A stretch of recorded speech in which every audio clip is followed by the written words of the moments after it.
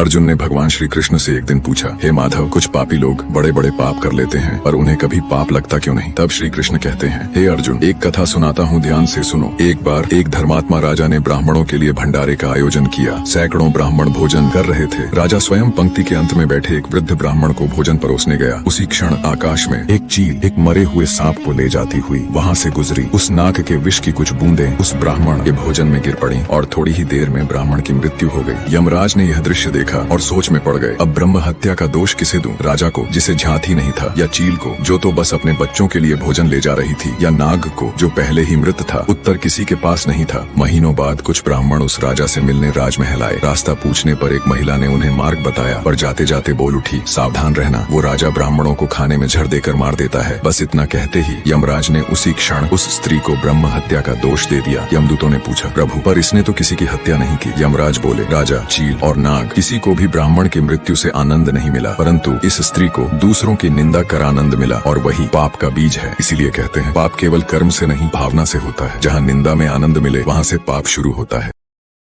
Download ShareChat.